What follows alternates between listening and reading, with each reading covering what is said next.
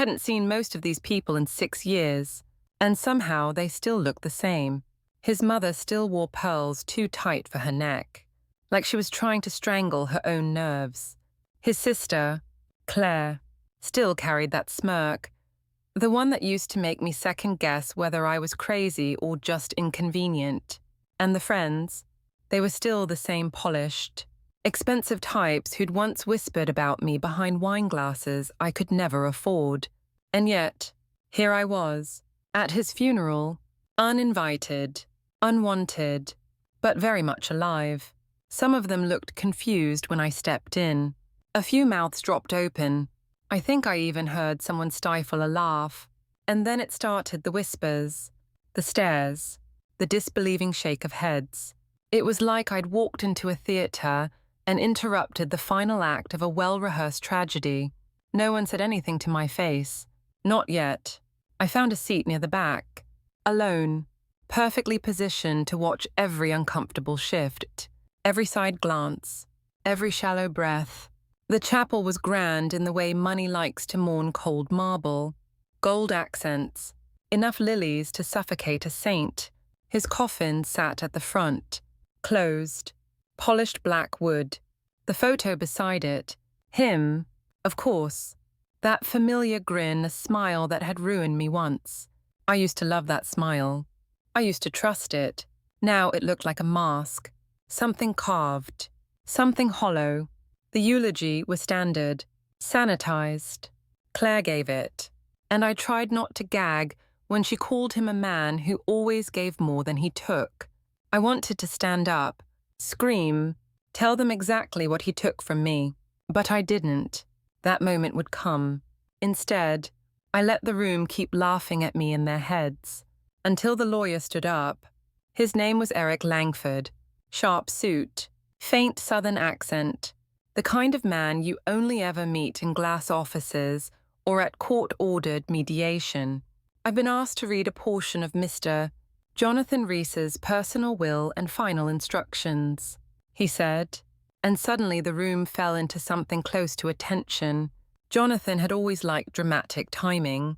Eric pulled a folded envelope from his briefcase, unsealed, handwritten.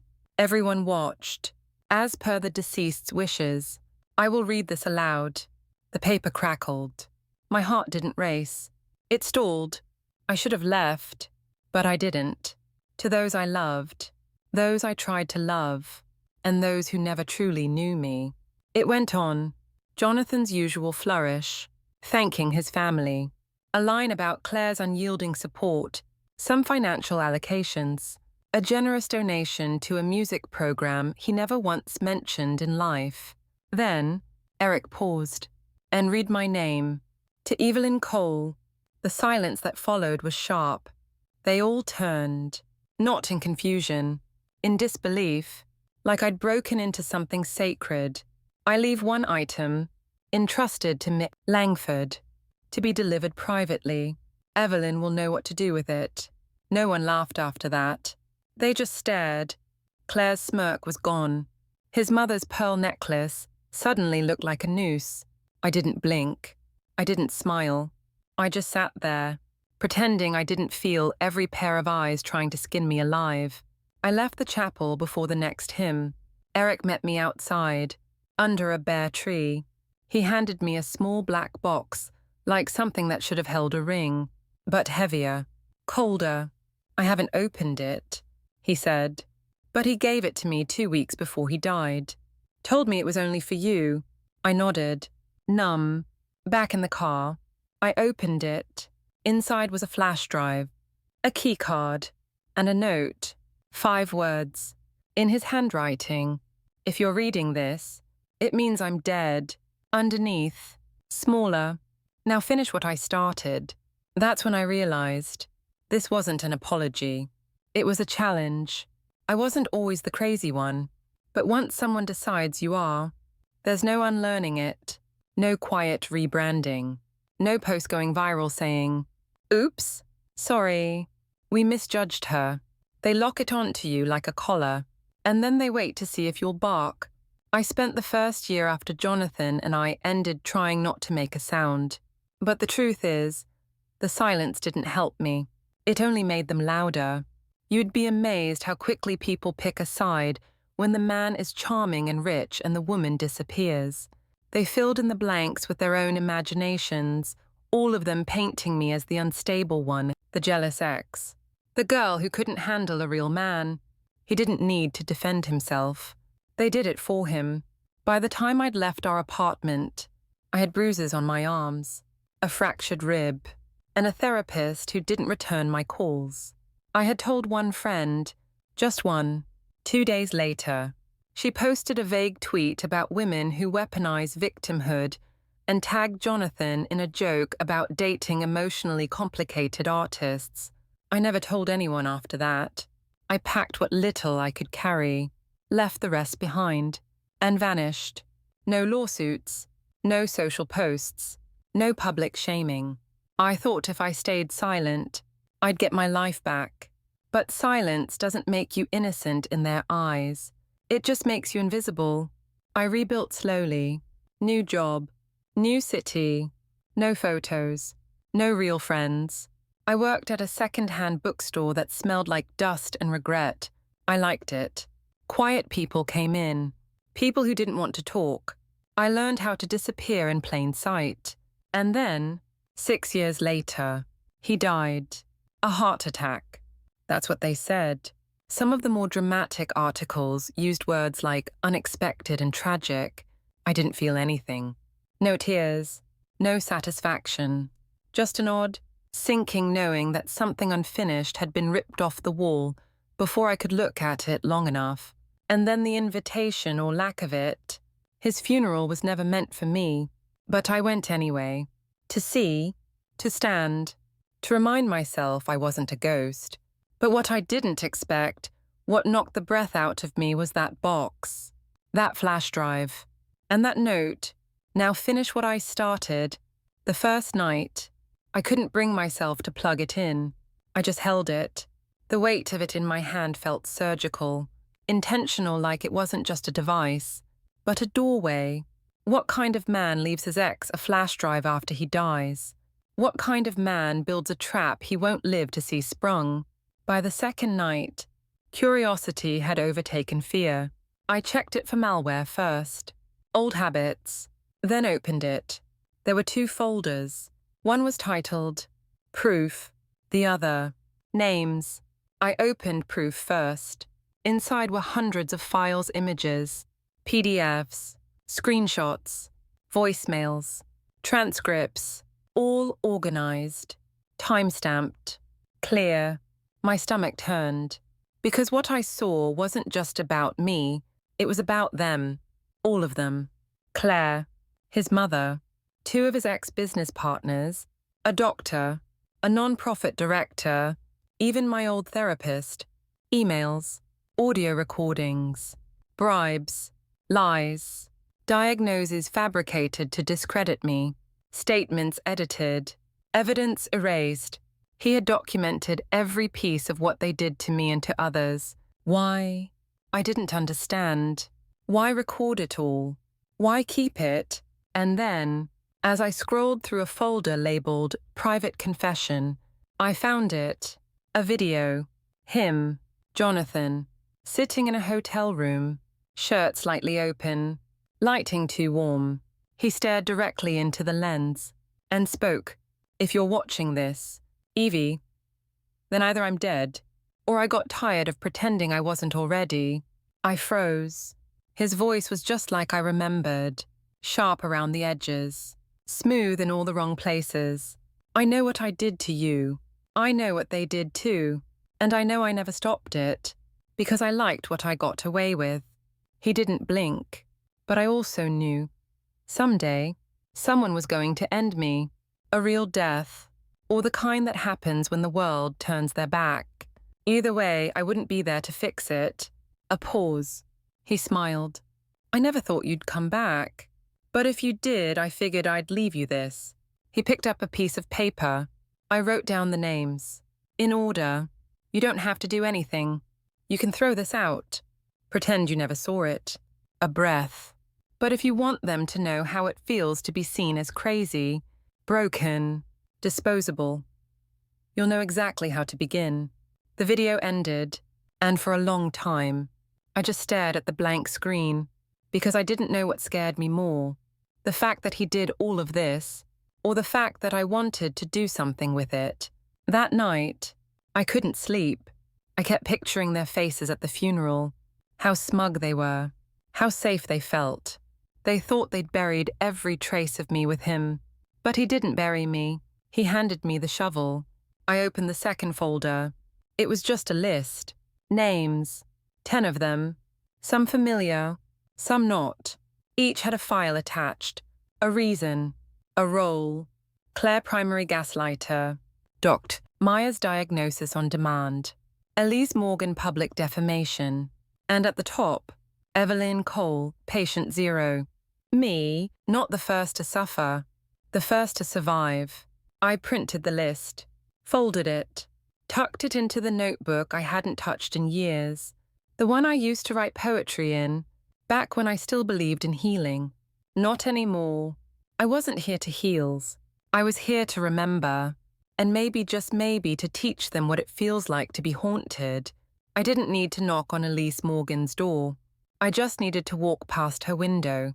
The thing about people like Elise is, they build entire lives on the belief that no one's keeping receipts, that silence means safety, that the past, when buried deep enough under philanthropy and PR, no longer exists. But I'm the past, and I've never been good at staying buried. It was a Tuesday, late morning. I wore black, not for mourning, for memory. She lived in a townhouse tucked neatly inside a polished row of homes in the better part of the city. Painted brick, lavender planters, the kind of house where nothing bad ever happens, at least. Not outside. I stood across the street, phone in hand, pretending to text. She saw me in the reflection before she saw me directly. In the glass door, she hesitated, then turned. Our eyes met. It took her a second to recognize me. Her mouth opened slightly, like her memory needed to breathe before it could speak, and then her whole body stiffened. I didn't smile. I didn't wave. I just stood there, present, and that was enough. Elise had been one of the first to post after Jonathan and I ended. Not on Facebook, she was too savvy for that. No, Elise worked through whispers, back-channel chats, dinner parties. She's unstable. She's manipulative. She always had a thing for drama. She framed it all as concern. I was her friend who needed help. But no help ever came. The worst part wasn't what she said. It was how she said it, like I was a story she owned. Now she stood behind her door, motionless. I slipped my phone into my coat pocket and walked away. Slow, deliberate, not a single word exchanged. By the time I reached the end of the block, I heard the lock on her door click shut. That night, she posted a photo of her garden with a caption about protecting peace. I didn't comment. The next day, someone anonymously emailed her employer a file of voice recordings, private dinners, cocktails, off-the-record conversations where Elise boasted about controlling the narrative of her friend's scandals. I didn't send it, but I had it, and she knew I had it. Let paranoia do what rage couldn't. I wasn't interested in watching Elise burn. I just wanted her to sweat. Let her rehearse her apologies in the mirror. Let her pray no one else knocks. Let her see my face every time the doorbell rings. That's what guilt does to cowards. It turns every shadow into a jury. Claire was next, but not yet. She needed to stew longer. Instead, I opened the file labeled Dr. Miles, the psychiatrist. I almost laughed. He was the one Jonathan recommended when I first started having panic attacks. He prescribed the right things, sedatives, sleeping pills, the occasional antipsychotic, but he never really listened, just nodded, took notes, smiled. When things got worse, Jonathan brought him into a couples session. Dr. Miles called it relational trauma with projection tendencies. I called it betrayal. I stopped seeing him after that. But according to the file Jonathan left me, Dr. Miles billed 5 additional sessions under my name, dates I never attended, sessions that never happened, insurance fraud. If you looked close enough, I looked close. Then I made a phone call not to the authorities, but to a woman I found in one of the attached files. Former patient, similar story, gaslighting with a prescription pad. She agreed to meet me. Quiet coffee shop, neutral ground. She was tired, not angry, just tired. She handed me a signed statement, said she'd been waiting for someone else to say it out loud. I didn't ask her to go public. I didn't ask her to do anything. I just said, "Thank you." She smiled, said, "No one ever believed me." And in that moment, I realized this wasn't just about me. Jonathan didn't leave me a revenge plan. He left me a roadmap. I went home, sat in front of my laptop, opened a blank document. At the top, I typed a new list, not just names, missions. Next to Elise, let her drown in her reflection. Next to Miles, make it easier for others to speak.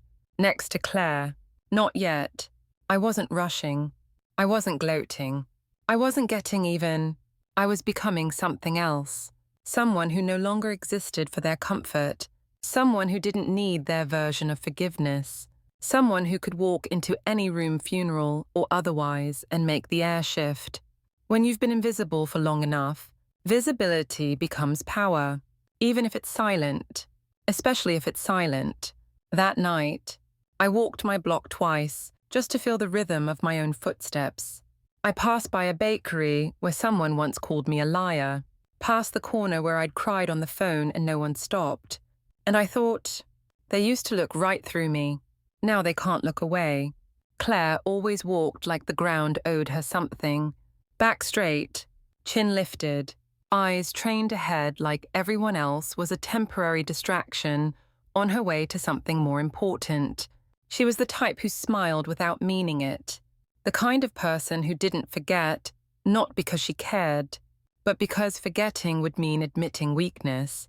We hadn't spoken in nearly 6 years, not since she called me emotional, dramatic, and my favorite a liability to his reputation. Claire never yelled. She just built sentences sharp enough to slice skin and never got to drop on her fingers. So when I walked into the flower shop where she worked, not because she needed to, but because she liked the optics of being grounded, I wasn't expecting warmth. I got silence instead. She looked up from a vase of peonies, paused mid-trim, and stared at me like I'd grown out of the tiled floor. "Evelyn," she said finally. No exclamation, just my name, like a question someone forgot to ask. I smiled gently. "Claire."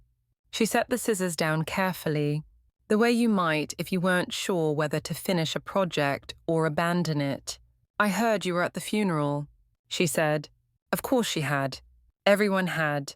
"And yet no one told me your name was in the will," she added, like it was an oversight the universe would correct if she scowled hard enough. "It surprised me too," I said, which was a lie. Nothing Jonathan did surprised me anymore. Claire studied me for a long moment. She wasn't looking for emotion. She was looking for weakness, for signs of tremble, guilt, rage, shame, anything she could use. She found nothing. "What do you want?" she asked. A simple question, one I'd been waiting for. "I came to give you something," I said, reaching into my coat. Her eyes flicked toward the pocket. Her shoulders tensed. For a second, I think she thought I'd brought a weapon. I hadn't. Just an envelope. I slid it across the counter, her name on the front. No return address. Claire hesitated. "Open it," I said softly. She did. Inside were 2 photographs. One, a still from a security camera Claire, 4 years ago, entering a building she once denied ever visiting. 2, a screenshot of a money transfer from a private account linked to a non-profit Jonathan managed. To a consulting agency, Claire claimed she'd never been paid by. Her face didn't change. That's how I knew it was real. Her stillness wasn't strength. It was fear hiding behind posture.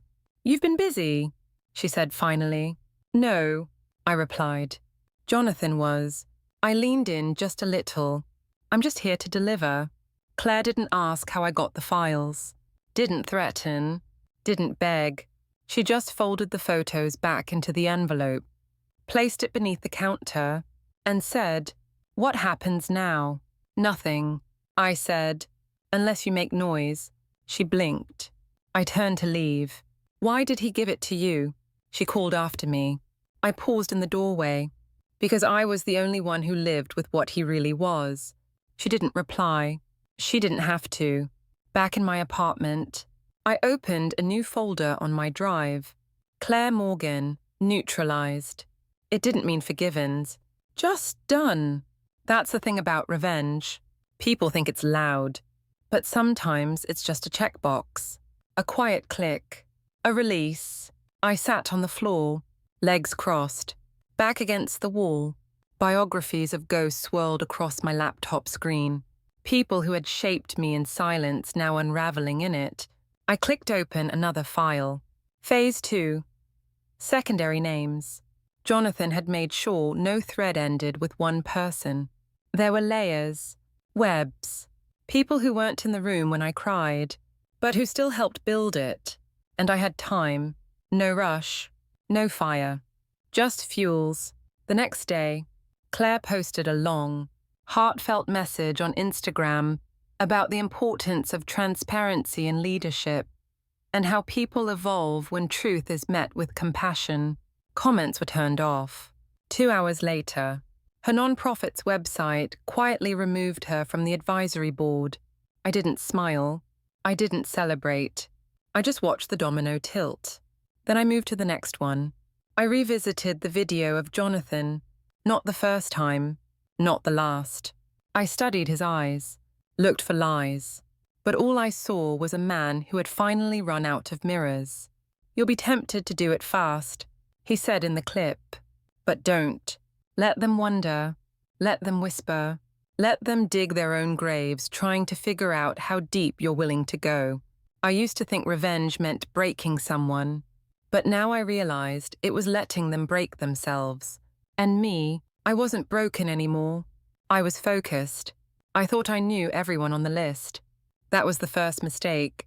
Up until now, everything Jonathan left behind made a brutal kind of sense. Elise, Dr. Miles, Claire. They were all part of the same machinery. The same system that ground me down and swept the pieces under the rug. But the folder I opened next didn't feel like revenge. It felt personal. The file was named Morgan, Set in. At first, I thought he meant Elise again. Maybe another alias, another thread. But then I opened it, and I saw her photo. Sophie Morgan, my college roommate, my best friend, my person. I hadn't heard from Sophie in over 5 years.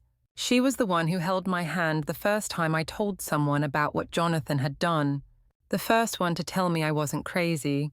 The only one who cried with me when I left. And apparently, the one who sold me out. Inside the folder were emails, bank transfers, screenshots of private text conversations. Sophie had been feeding Jonathan information about me long before I knew I needed to run. Where I was staying, what therapist I'd switched to, who I talked to, and worse notes she wrote herself. Observations about my mental state. She's not sleeping again.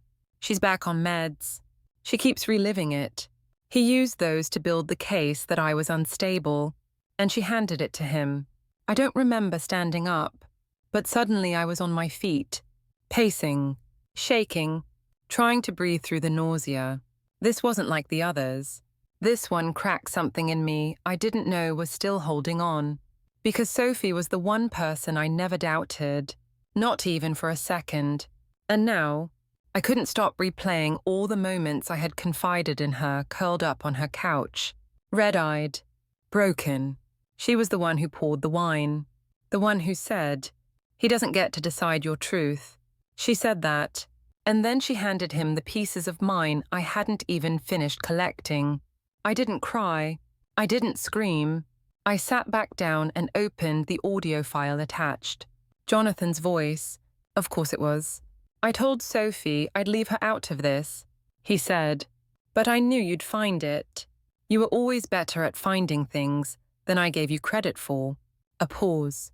She thought she was protecting you, that by keeping tabs, I'd go easier on you. She didn't know I was using her to destroy you. That part was mine. Another breath. She asked me once if I loved her more. I didn't answer. Click. That was it. No apology. No explanation. Just cruelty. Bottled up in calm. I stared at the screen. Sophie. The person who stayed. And now, the one who buried the deepest knife. I didn't know where she lived anymore. But she still had a public-facing email therapist, coach, speaker, helping women rebuild after trauma. I couldn't make that up. She had built a career out of helping people survive the same kind of pain she helped deliver to me. I opened a new draft, typed her address. Then I stopped. What would I say? What could I say that would matter? Instead, I created a dummy account. Attached the full PDF from Jonathan's file. No message. No subject line. Just the truth. Let her name herself. The next day, she responded, not to the dummy email. To me, my real one. She had remembered it. Subject. Evelyn. Please. The message was short. I don't know how to explain what I did. There's no excuse. I thought I was helping you. I thought I could manage both sides. I thought if I kept him informed, he'd leave you alone. Another line. But he didn't. And finally, I am so sorry. I read it 3 times. Then I deleted it. Not because I didn't care, but because I had stopped asking for closure a long time ago. Some people want forgiveness like a receipt proof that the damage was worth it. I wasn't handing that out anymore. She could sit with what she did, like I sat with what she let happen. That night, I opened a bottle of wine I'd been saving since the day I moved into this apartment, not for celebration, for control. For the moment, I knew I could open something without breaking. I poured 1 glass, sipped, thought of every time someone called me dramatic, over-emotional, impossible, and I imagined them reading my name in his will and realizing I was still here, still watching, still carrying their names. Not as wounds, but as weapons. And I hadn't even gotten to the last 5. Jonathan had been methodical in how he organized the folders. Level 1, people who actively hurt me. Level 2, people who let it happen. Level 3, he labeled it, witnesses who played blind. And I knew that was where it would really hurt, because silence wasn't passive.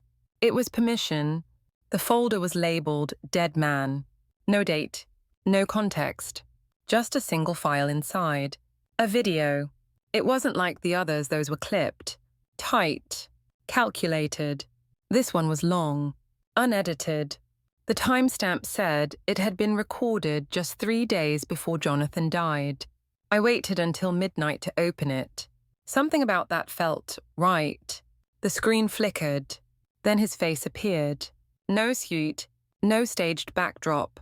Just him, in a plain white t-shirt, sitting on the floor of what looked like a hotel room. The light was yellow, casting shadows up his face instead of downs. It made him look older than I remembered. Tired, but alert. Alive in that dangerous way that made me both lean in and pull back. He didn't start talking right away. He just stared into the camera. I stared back. I think I always knew I'd die young, he said finally. His voice wasn't cold, not warm either. Just honest, not a tone I'd ever heard from him before. I used to think it'd be dramatic, something loud, headlines, a mess. But this, he gave a little nod, like he could see something I couldn't. This feels quieter. He took a breath, shifted his weight, looked down, then back up. You probably think this is one last manipulation, that I left you this so you'd never really get away from me. And maybe you're right. Maybe I don't know how to leave people alone. A small laugh. But I'm not recording this for me. His eyes narrowed. I'm doing it because I broke something in you. And I watched it happen. And I let it happen. And at times, I made sure it happened. I swallowed. He kept going. When we met, you believed in people. You thought pain made you stronger. You thought love could fix things. He looked directly into the camera. You don't believe those things anymore. And for once, I didn't argue in my head. Because he was right. I didn't make you who you are now, he said. But I showed you who people can be when they think no one's watching. He leaned forward. I don't expect you to forgive me. Hell, I don't want you to. Forgiveness is for people who think they still deserve a future. Another pause. He reached off screen, pulled a glass of water into frame, sipped. I'm dying. Evelyn. There it was. I don't know how long. Maybe weeks. Maybe days. But something's wrong with me. Not in a poetic way. Physically, I've been to doctors. They give me pills. I don't take them. His mouth twisted. I don't want to be saved. I don't want to fade out. I want it to burn. He ran a hand through his hair. I noticed his fingers were trembling. You ever feel like you're rotting while still breathing? Like your body already knows the end, and it's just waiting for the rest of you to catch up? I didn't know how to answer that. I didn't need to. He wasn't waiting for a response. I left you all of it. Everything. The files. The names. The evidence. The truth. He tilted his head. You can use it however you want. Ruin them. Expose them. Set it all on fire. His smile was weak. Almost human. Or you can walk away. Leave them in their cages. Let them pretend they're safe. He leaned closer. Either way, I'll be gone. I felt the cold behind his words. But it wasn't cruel. It was final. This is me taking my hands off the wheel, he said. I never did that with you. Not once. His eyes dropped. And that's the part I regret. He sat still for a while, so long that I thought the video had frozen. Then he looked back up. I know what you're capable of now. A long pause. Don't let them forget who made you. Click. The screen went black. I sat there for a long time, staring into my own reflection, trying to decide what I felt. Hate. No, it had rusted out of me months ago. Pity. Maybe. But not for him. For who he could have been if someone had told him it was okay to not win. I closed the laptop, opened the window, let the night air cut through the quiet. I hadn't cried. I hadn't screamed. But something inside me settled. Not like closure, more like readiness. He was gone. But I was still here. And I still had 5 names left. They weren't on the original list. Not at first. Jonathan had buried them in a subfolder labeled Shadow. I almost missed it. Even now, I'm not sure he wanted me to find it. But I did. Inside were 5 names. No photos. No context. Just initials. Full names. And 1 line under each. The role they played. I read through them once. Then again. Then I printed the page, sat on the kitchen floor, and stared at it like it might explain something about the world I hadn't yet understood. These weren't friends. They weren't therapists or sisters or ex-girlfriends. They were decision-makers, facilitators, people who built systems that let people like Jonathan do what they did and get away with it. They were lawyers, executives, policy writers, reputation managers. They weren't whispering behind closed doors. They were building the doors. I read Jonathan's note again. Don't let them forget who made you. I looked at the list. These people made him. He didn't fear being exposed by me. He feared what might happen if I exposed them. I started with the name at the bottom. Richard Rick Lawton, publicist. He was the man who managed every crisis Jonathan ever had, the cheating rumors, the partnership disputes, the anonymous Reddit threads. Jonathan's file on him was thin, but chilling. Rick wasn't just spinning stories. He was buying silence. He once paid off a college roommate of Jonathan's, a man who claimed he witnessed Jonathan assault someone at a party freshman year. The man later signed an NDA, moved to Thailand. Jonathan never spoke of him again. I looked up Rick online. He was still active, still wealthy, still posting motivational content about navigating truth with integrity. I sent him an email. Nothing threatening, just one sentence. I have the name you buried in 2009. He didn't reply, but his assistant did, asking for a clarification. I sent nothing back. Instead, I watched. 2 days later, Rick quietly deleted over 50 posts on his Instagram. The college roommate's name suddenly disappeared from an old alumni page. Damage control. He didn't know what I had. That was the point. The more they imagine, the more they unravel. I didn't need to prove anything. I just needed them to feel what I felt for years. That someone was watching, waiting, ready. Next was Caroline DeWitt, a corporate strategist who designed a series of reputation pathways for high-profile clients. Facing moral or legal fallout, her firm was behind a staged charity event Jonathan hosted 2 months after he was accused of abusing another ex. That woman's case was settled quietly. DeWitt wrote the statement herself, the one that started with, "I've always held myself to a high standard, but I acknowledge that I've made mistakes in my past." I found a draft in Jonathan's files. Her edits were marked in red. She'd crossed out words like regret and remorse, wrote instead, "Focus on future. Avoid apology. Use tone of growth, not guilt." She'd turned an admission of harm into a business pitch. I didn't email her. I called. She didn't recognize my voice. I didn't tell her my name. I just read the line she wrote. "Focus on future. Avoid apology." Then I hung up.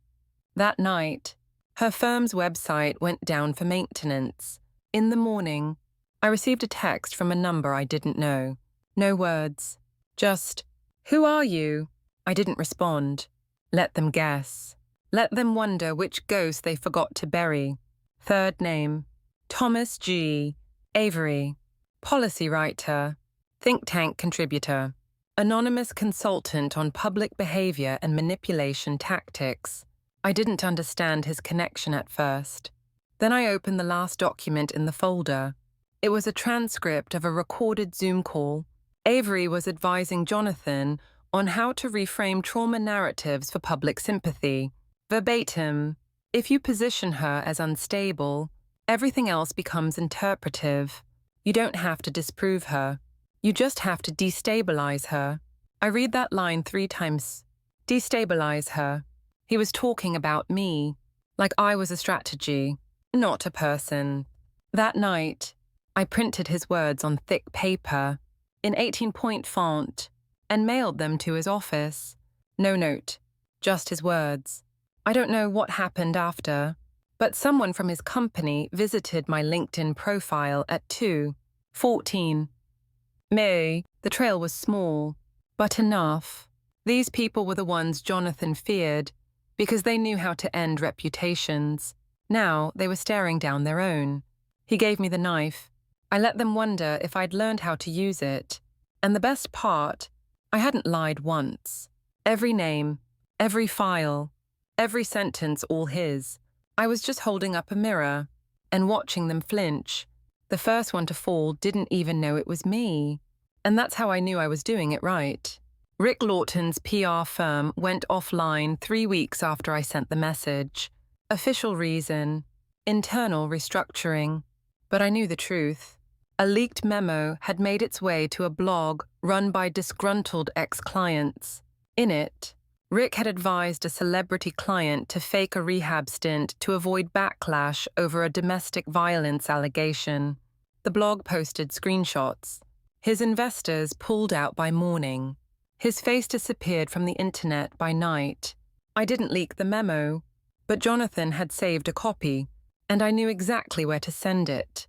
The second one was Caroline DeWitt. She held out longer.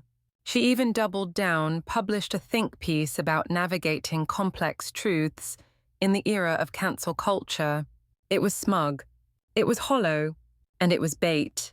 I shared it with a woman I found in Jonathan's file, a former assistant who had quit after Caroline forced her to ghostwrite apology letters for men accused of assault.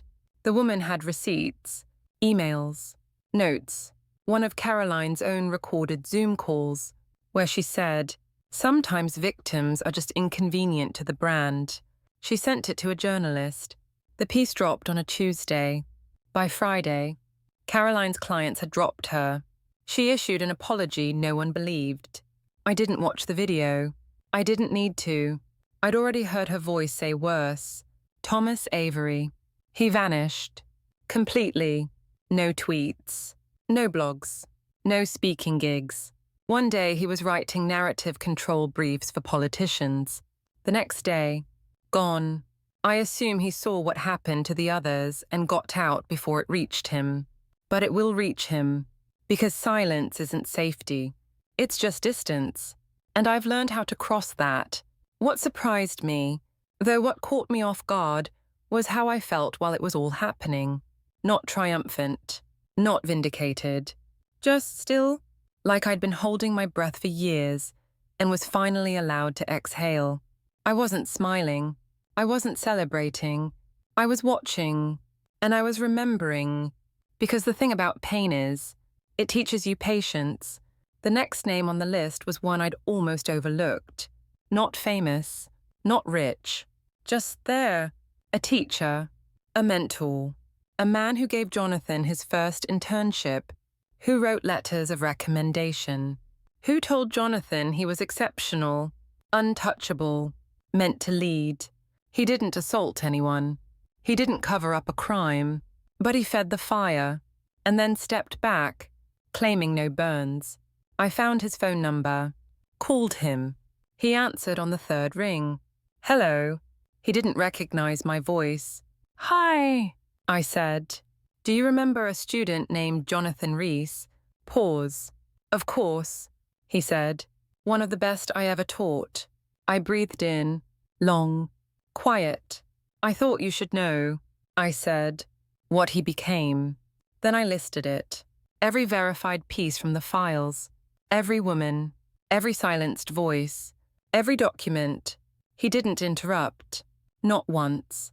And when I was done, I said, "He learned it was okay to do those things from somewhere." Silence. Then he said, "I had no idea. I didn't say what I wanted to. You didn't ask." Instead, I hung up, let him sit with it, because guilt grows best in quiet rooms. The final name. I didn't touch them. Not yet. They were too big, too insulated. A board member at a hospital. The one who buried a mental health report after it revealed abuse of power by a doctor linked to Jonathan's team. This name wasn't one person's. It was a doorway. And I wasn't ready for that step. Not yet. But I would be, because now people were starting to notice. Whispers in the press, blog posts asking, why are so many people connected to Jonathan Rees going silent? They hadn't said my name, but they would, eventually. And when they did, I wanted it to feel like thunder. I didn't expect them to say my name. Not yet. But they did. It started as a sentence. Buried in a mid-tier online article about PR corruption, several sources suggest a connection to Evelyn Cole, the ex-partner of the late Jonathan Rees. There it was, out in the open, not confirmed, not accused, just introduced. I read the line 6 times. It didn't sting. It didn't even surprise me. It just felt like a fuse catching flame. By the next morning, the sentence had turned into a paragraph. By the end of the week, it had its own headline. Who is Evelyn Cole? The profile picture they used was 6 years old. I didn't recognize her. Hair longer, smile softer, eyes still pretending the world was fixable. The article didn't accuse me of anything. It did worse. It speculated. She was seen at Rees's funeral. She was named in the will. Sources close to the family claim she was obsessed. Unstable and possibly dangerous. Possibly. That word used to destroy people. Now it didn't scare me, because they weren't calling me crazy. They were calling me powerful. And that's what really scared them. Claire emailed me the next day. The subject line read, "Be careful." There was no message, just those two words. I almost laughed. Be careful. Now, after everything. But I understood the warning. Someone was going to push back. And I had a feeling I knew who. His name wasn't on Jonathan's files. But he should have been. Peter Caldwell, a former investor. One of Jonathan's earliest backers. The kind of man who doesn't get mentioned in exposés because he knows how to vanish when needed. He reached out through a burner email. No greeting. Just this. You've made your point. Let's not drag innocent people into it. I read it 3 times.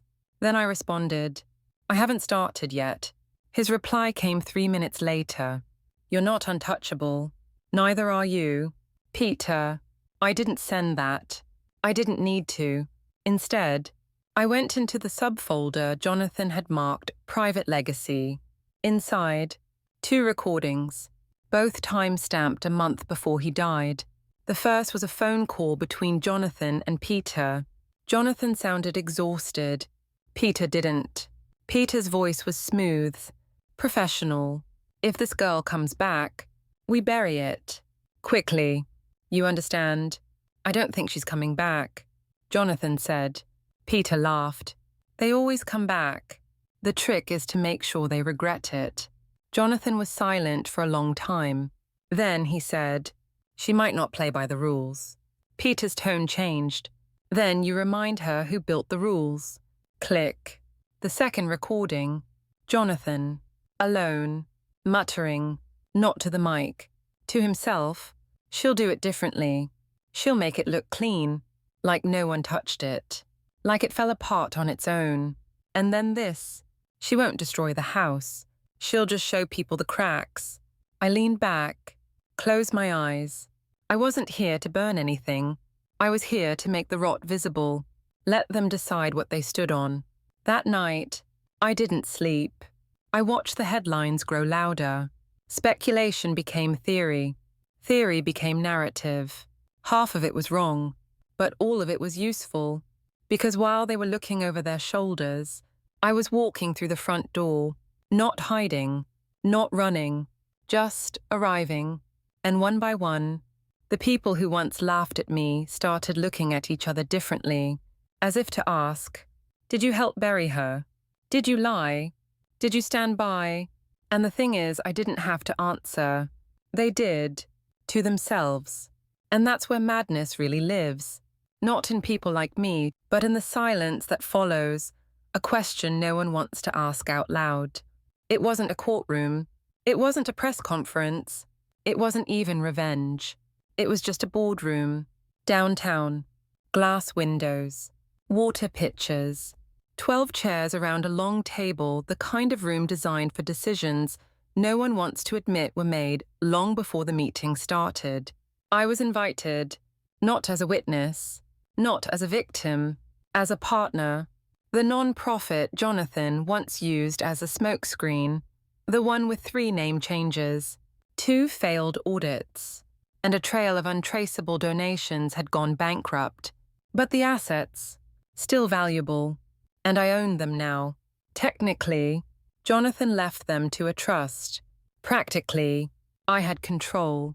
Because I had the files, because I had the truth, because I had waited. The people in the room didn't speak when I entered. Some looked up, some looked away. One man stood. I nodded, and he sat back down. No one made a sound. I took the seat at the head of the table. They waited, not for instructions, for permission, to say the thing they'd all come to say without saying it. We're sorry, but they weren't. Not really. They were just relieved the reckoning had come quietly. And I let it. I didn't need to scream. I didn't need to gloat. The silence was enough.